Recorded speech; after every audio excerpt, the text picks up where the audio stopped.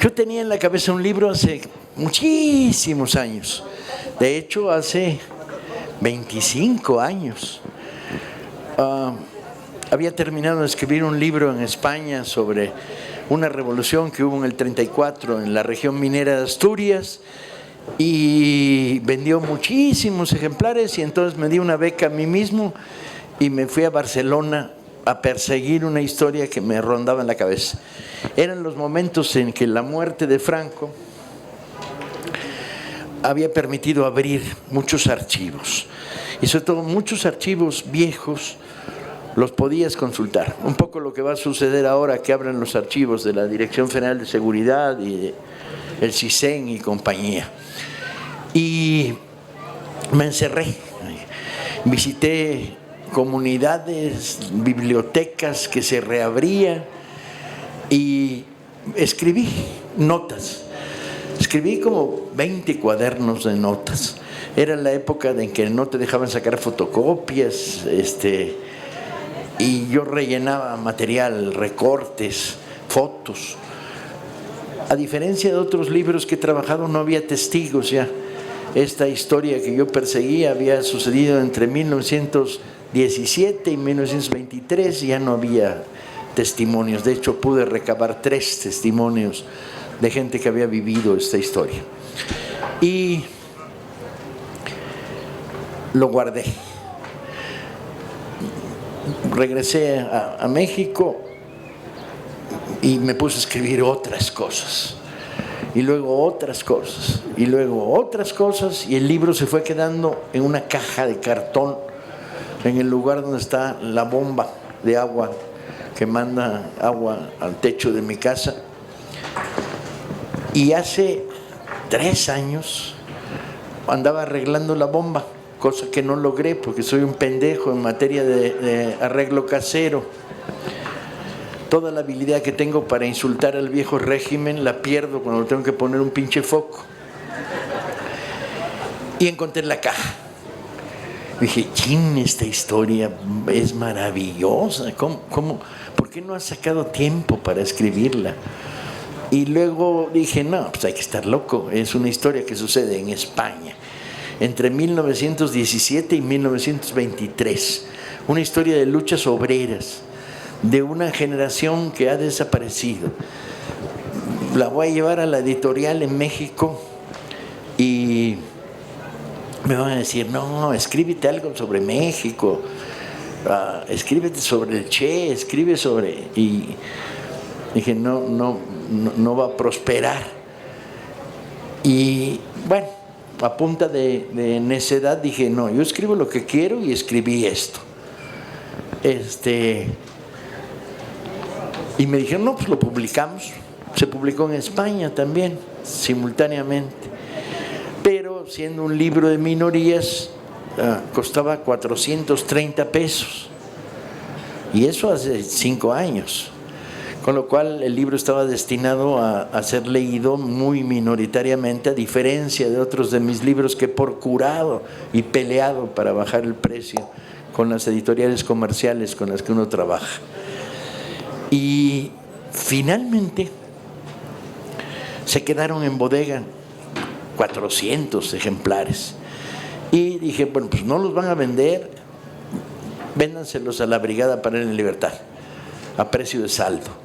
Como ustedes no saben, pero deberían saber, en este país la estructura editorial tradicional, tanto la pública como la privada, cuando un libro no funciona del todo bien y quedan remanentes, los destruye, porque tienen costo en bodega, porque un libro en bodega vale 0, porque no funcionan, y entonces los destruyen, con lo cual bajan sus activos fiscales. Es una fórmula medio extraña. Yo tengo 2 millones en bodega, destruyo este libro, ya tengo solo 1,5 millones, tengo que pagar menos impuestos, ¿no? Y entonces los destruye. Y a mí me ha parecido toda mi vida que es un pecado grave, como ser priista o así pinche, pues, ¿no? O panista o perredista converso. son pecados feos, pues, ¿no? Que contaminan al que los practica. y me he negado a la destrucción. Incluso han anunciado que el que me entere que está destruyendo un libro lo denuncia. Desde que llegamos al fondo, todos los libros que iban a destrucción los paramos. Tengo en estos momentos 230,000 libros que no sé qué voy a hacer con ellos, porque fueron libros producto de puntadas, de favores, etcétera, pero en alguna biblioteca les interesarán, algún reclusorio donde este libro interesa, alguna escuela especializada, ya veremos qué hacemos con ellos, pero no vamos a destruir libros. Y en este caso, la brigada los compró muy baratos y en lugar de 430 los puso a la venta a 80 pesos. 80 pesos. Vale. Entrando en materia, Paco, la pinche épica, la palabra épica que describe un tipo de poesía que es la que se contrapone a lo que se contrapone a la lírica, que es la poesía personal, ¿no? La épica es la poesía de las emociones de miles, de pueblos enteros. Y es algo que se daba en la época de los griegos, ¿no? La Ilíada, la Odisea son las grandes epopeyas. Pero con este libro demuestras que es posible una épica proletaria basada en las ciudades modernas, en las fábricas, y no pierde su poesía. Y quiero referirme un poco al título del libro. Es algo que se vincula, tiene un puente, digamos, que tiene dos orillas. Uno es Shakespeare, ¿no? Ahorita cuentas qué pedo con Shakespeare. Y el otro son las pistolas Star, las estrellas. Hay una canción anarquista que yo tengo grabada por ahí que dice: empuña el Star. Que el Star le llamaban a las pistolas que los obreros podían adquirir en esa época, hace exactamente 100 años, ahora en Barcelona. Una historia igual que otras épicas que has escrito, como Patria, una historia llena de anécdotas heroicas, ¿no? Anécdotas emocionantes que también podríamos ver muy cerca, ¿no? Obreros en plantas cuyos nombres todavía no son familiares porque las empresas todavía existen, calles de Barcelona que todavía existen, actitudes, tácticas proletarias a las que todavía se puede recurrir y de las que todavía se puede aprender mucho. La otra vez que presentamos este libro en otra feria te preguntaba, ¿crees que hace 50 años que empezaste tu militancia le diste el corazón a la clase adecuada? Vengo de una familia de izquierda, no es un misterio. Abuelos socialistas del lado de mi padre, abuelos anarquistas del lado de mi madre, proletarios en el caso de mi madre, albañiles, costureras, marineros, intelectuales socialistas, pintores, escritores, periodistas en el caso de mi padre. Y me crié en una familia de izquierda. Mi contacto con la realidad mexicana como joven estudiante me llevó muy pronto a los barrios, y en los barrios encontré a la gente que me gustaba y mi destino. Empecé alfabetizando obreros industriales en Ecatepec cuando tenía 15 años y los patrones le robaban la lista de raya, entonces los enseñamos a sumar y a restar hasta que nos sacó la judicial tirados en la parte de atrás de la patrulla. He militado a lo largo de toda mi vida en organizaciones de izquierda y muchos años como organizador de sindicatos democráticos. Este libro era como una reivindicación. Entre 17 y 23 en Barcelona se produce uno de los acontecimientos más espectaculares, que es la historia del surgimiento de la CNT, el resurgimiento. Sindicatos obreros, anarquistas, que cubren toda la gama del sindicalismo. Pero conforme va contando uno estos fenómenos, se va encontrando historias particulares de una fuerza tremenda. Personajes como Ángel Pestaña, porque me dediqué mucho a ver quiénes eran los cuadros de este movimiento, qué motivos traían detrás, cómo actuaban. Y un relojero originario de León, huérfano muy pronto, emigrante y excelente periodista, y dirige el gran periódico que tienen en esos momentos los sindicatos, la SOLE, Solidaridad Obrera. Y cuando un día le dicen: Ángel, hay que organizar a las sirvientas en Barcelona. Entonces Ángel dice: ¿alguien tiene idea de cómo las organizamos? Y dicen: no, pero tú eres el director del periódico. Y entonces él es esposo de una mujer que trabaja de sirvienta, porque como director del periódico cobra el salario mínimo de un obrero industrial, y su hija trabaja también de sirvienta. Y entonces empieza a platicar con ellas y no la encuentra. Y entonces lo que hace es, en una pequeña notita en el periódico, convoca en un parque a las sirvientas de Barcelona el domingo en la tarde. ¿Sí? Era un parque famoso porque era donde iban a ligar las sirvientas con los soldados. Haz de cuenta como... Bien. Y las convoca el domingo próximo a las 5 de la tarde. Y llegan 5,000 sirvientas. 5,000. Y entonces organiza un sindicato de sirvientas. Y les pregunta: ¿qué queremos? Y las sirvientas dicen: descanso dominical completo. Porque en aquella época no descansaban los domingos, ¿no? Y mucho menos los sábados. Y entonces la primera demanda es jornada de 44 horas, que no era cierta, porque la vida del servicio doméstico en las casas de la burguesía eran mucho más de 8 horas de jornada habitual diaria. Pero en principio ganar el descanso dominical completo, ¿sí? ¿Y qué más? Salario mínimo, órale. ¿Y qué más? Permisos de enfermedad, porque no tenían, les descontaban el día cuando fallaban por enfermedad. Y luego, y Ángel dice: bien, compañeras, aquí está el programa, ¿qué hacemos? Y las 5,000 sirvientas les dicen: ¿cuándo empieza la huelga? A la semana siguiente se decreta la huelga de las sirvientas de Barcelona. Para una burguesía multimillonaria, en Barcelona se hizo muchísimo dinero en aquellos años. Era la época de la Guerra Mundial, las industrias catalanas le vendían a los alemanes y le vendían a los ingleses y a los franceses. Y había un montón de dinero. El hecho es que Barcelona era una ciudad enloquecida, donde botaban la lana. La cocaína se compraba al peso y en las farmacias. Deme un cuarto de kilo de cocaína.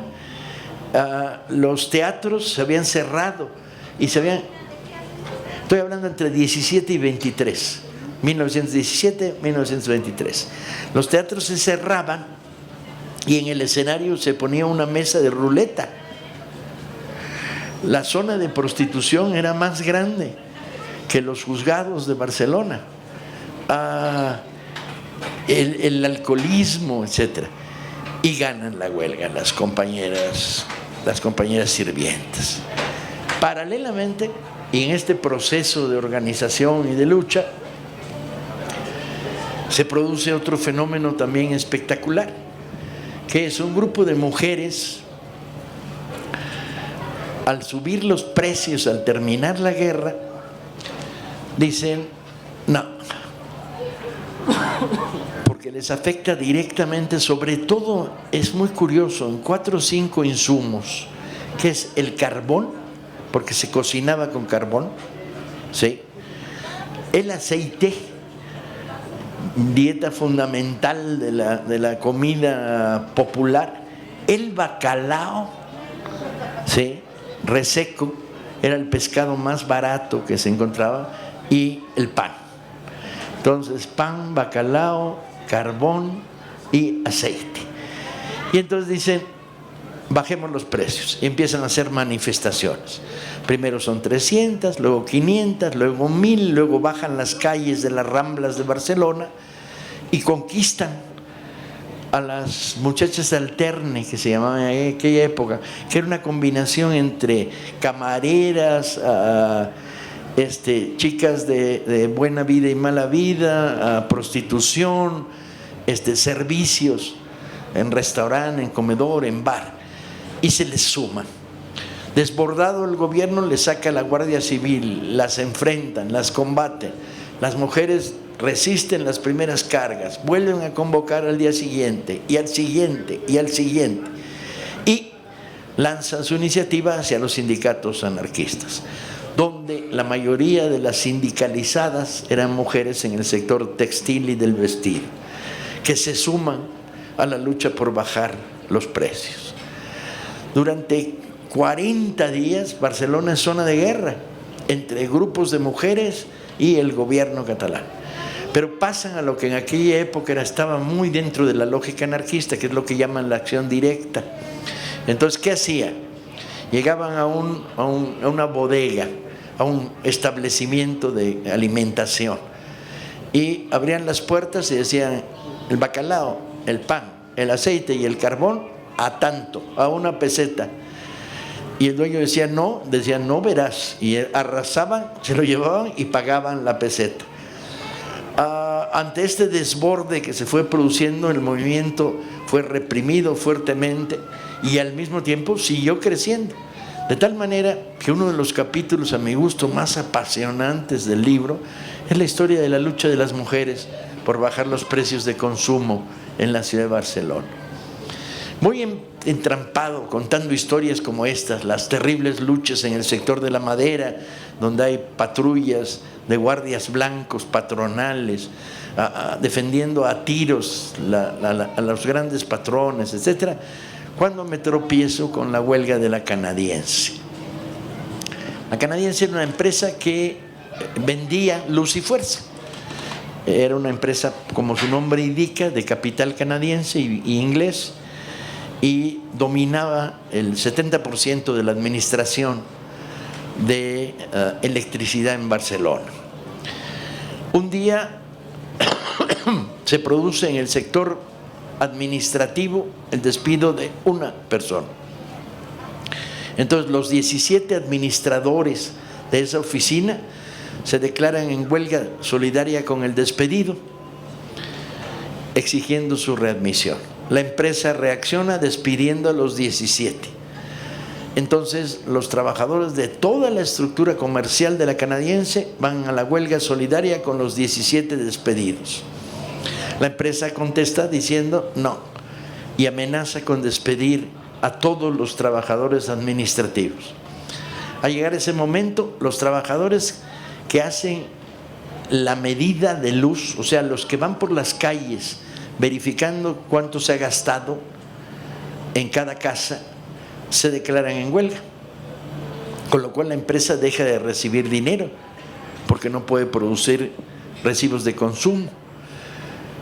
Despiden a los trabajadores de los servicios administrativos, a los trabajadores de los servicios de control del consumo, y entonces entran en huelga el sector de la Canadiense. Todo esto con sindicatos de sector organizados dentro de la CNT, que va decidiendo que el camino es la huelga solidaria.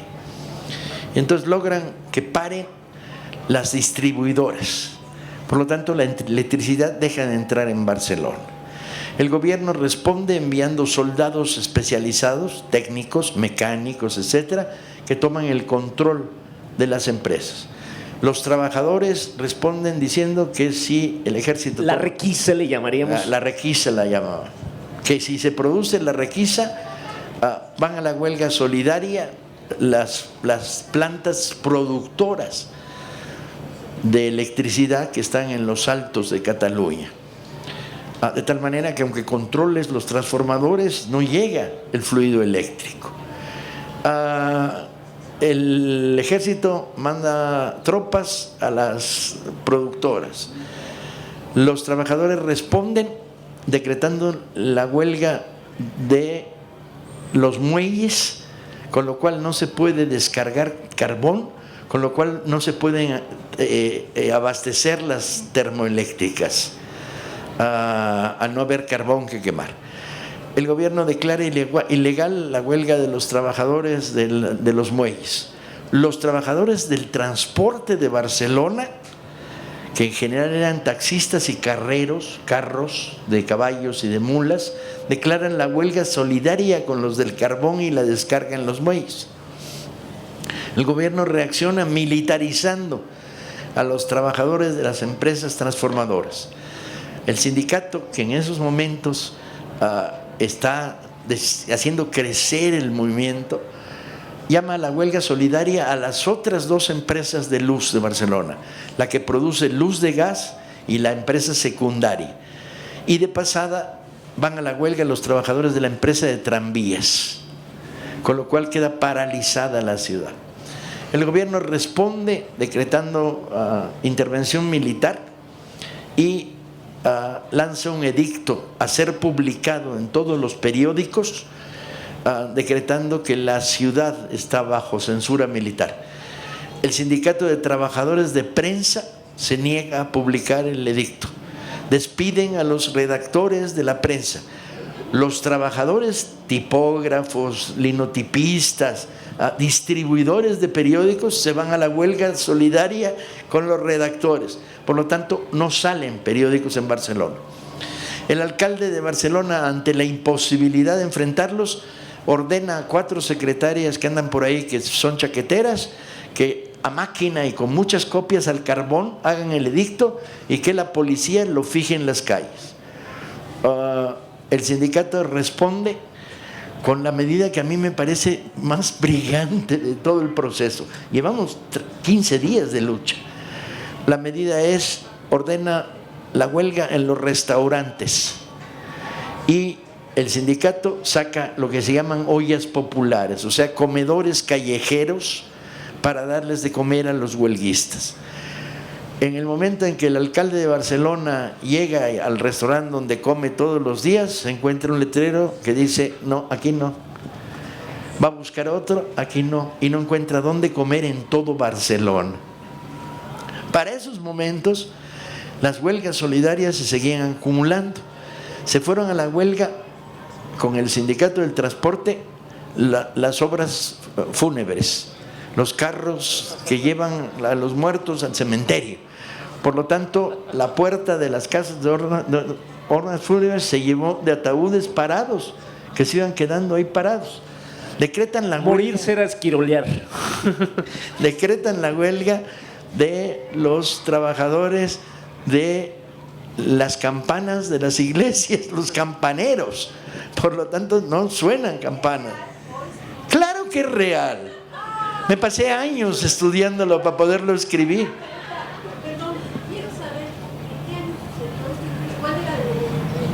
Ahí voy, estoy intentando.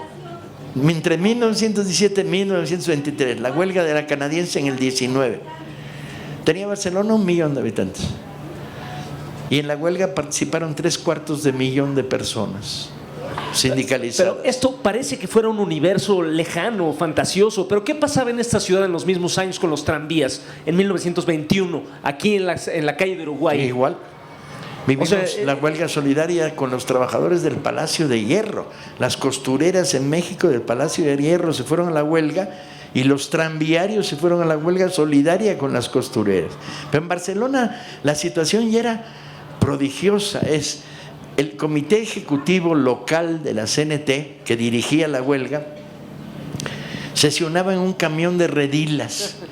Entonces iban recorriendo la ciudad y en determinada esquina se subía uno y en determinada esquina se subía otro, y dentro del camión tenían una mesita, iban coordinando el movimiento. Bien, detuvieron al comité local de la CNT. Se creó el comité local número 2 y cambió de camión y siguió circulando por la ciudad. Detuvieron al segundo comité y se formó el tercer comité. No quiero tampoco alargar la historia de la huelga canadiense. La huelga triunfó. El gobierno, la canadiense, el gobierno estatal cuando tomaron la máxima medida, que es los trabajadores convertidos en soldados por ley, se les dijo, tienen que ir a poner en marcha las empresas, los trabajadores dijeron no, lo cual era grave porque era desobedecer una orden militar y por lo tanto volverte sujeto de desobediencia militar. Y había 6,000 metidos en el castillo de Montjuïc y no, ni uno rompió el pacto de huelga.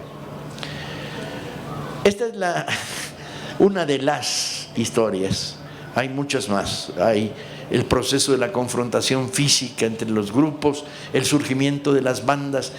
El libro se vuelve una historia de pistoleros porque la patronal crea unos personajes estrambóticos, pistoleros, dirigidos por un barón de Koenig, que había sido fraudulento en 30 países, y esta banda disparaba contra los dirigentes sindicales.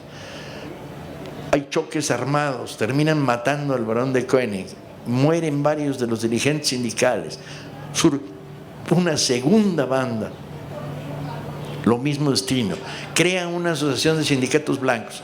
En fin, a lo largo de 6 años, Barcelona es el reino del imposible y en los niveles más épicos, locos, y tácticamente el debate entre lucha armada y no lucha armada, que se plantea en el interior del sindicato. No hay épica sin conflicto y no hay conflicto sin enemigo.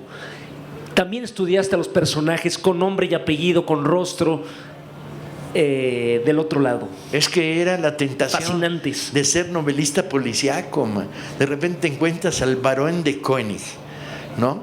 Cómo vestía, cómo era espía de los alemanes y de los franceses, cobraba de los dos lados, tenía control de la prostitución.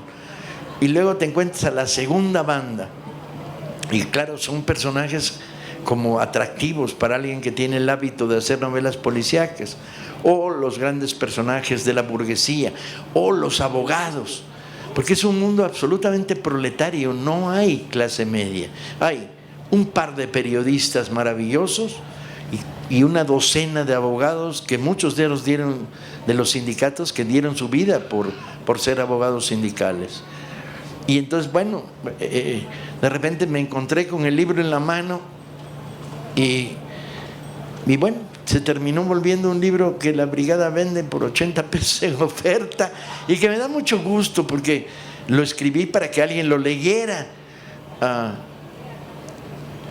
Y porque hay historias que si uno no las escribe se te pudren dentro, se te pone el alma verde y esto ¿por qué no lo escribiste? Pues es que no tenía salida comercial. No, ya, a la goma, ya he vendido suficientes libros en mi vida como para vivir de mis derechos de autor. Me puedo dar el gusto de regalar libros y hacer lo que me chingan a gana.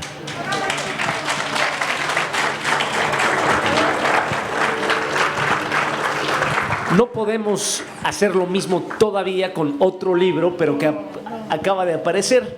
Pero sí quiero anunciar que ha aparecido una nueva edición del libro Bolcheviques, llamado antes, en otra edición previa, Bolchevikis, sobre la historia de la misma época aproximadamente en esta ciudad. Los dos libros están a la venta, por desgracia el de Bolcheviques todavía está en librerías, entonces para no hacerle demasiada competencia no lo podemos vender tan barato, pero el de Que sean fuego las estrellas sí está a 80 pesos. No se puede, la ley del libro no me permite.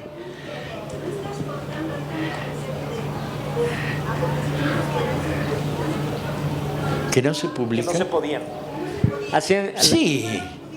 Sí, cómo no, siempre pudimos. Lo que pasa es que nos metían al closet, no se difundían. Claro que se puede. Más difícil era correr al PRI y los mandamos a chingar a su madre.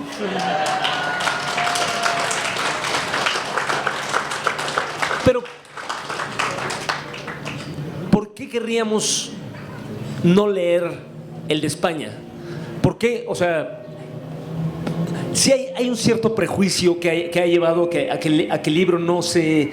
Yo creo que no lo tomamos tan nuestro como deberíamos. Pero los trabajadores, por mi madre santa, que no tenemos patria.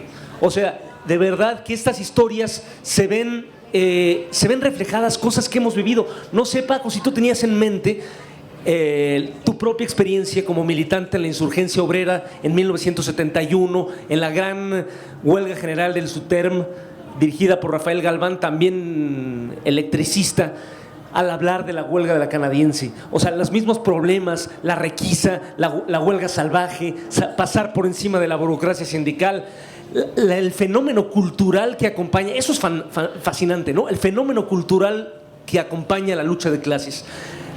Al no detenerse, al criticar la propiedad y las injusticias, los trabajadores no se detienen ahí y empiezan a cuestionar ¿por qué chingados nos vestimos?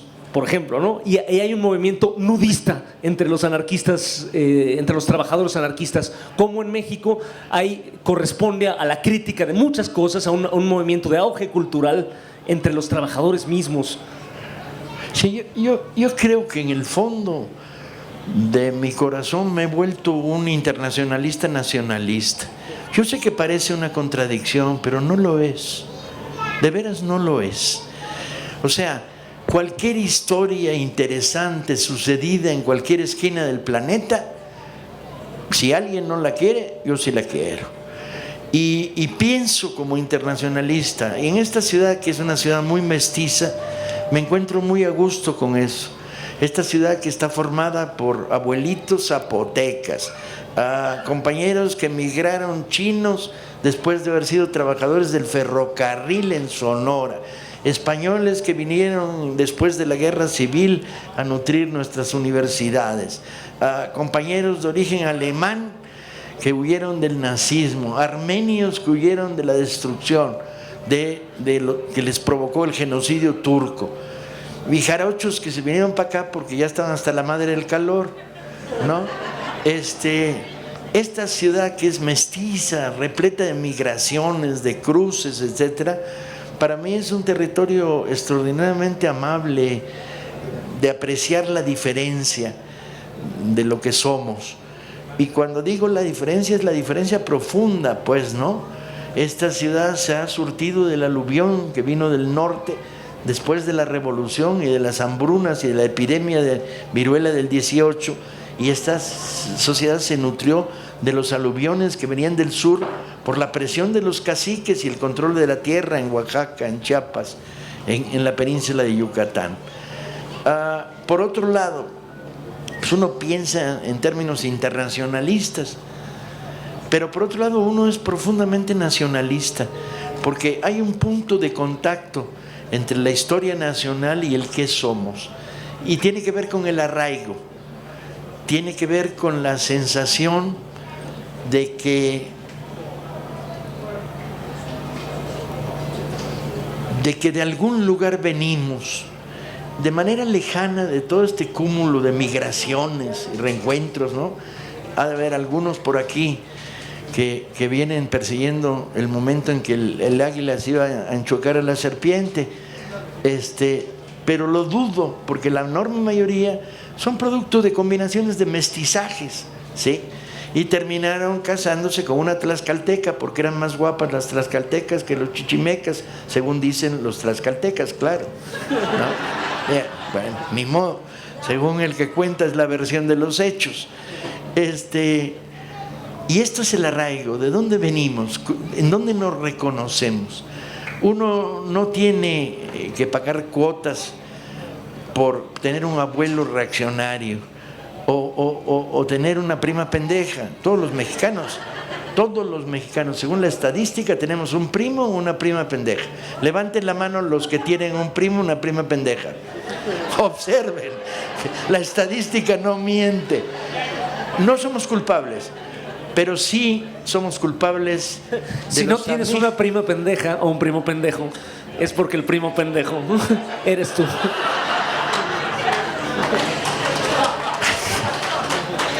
Pero sí somos responsables de nuestros amigos, de nuestros compañeros, de nuestros principios políticos, de nuestra actitud solidaria, del no voltees hacia otro lado cuando la miseria te está mirando, de apoya a los demás, de queremos una sociedad de hombres y mujeres libres y no una sociedad dominada por los abusos del poder.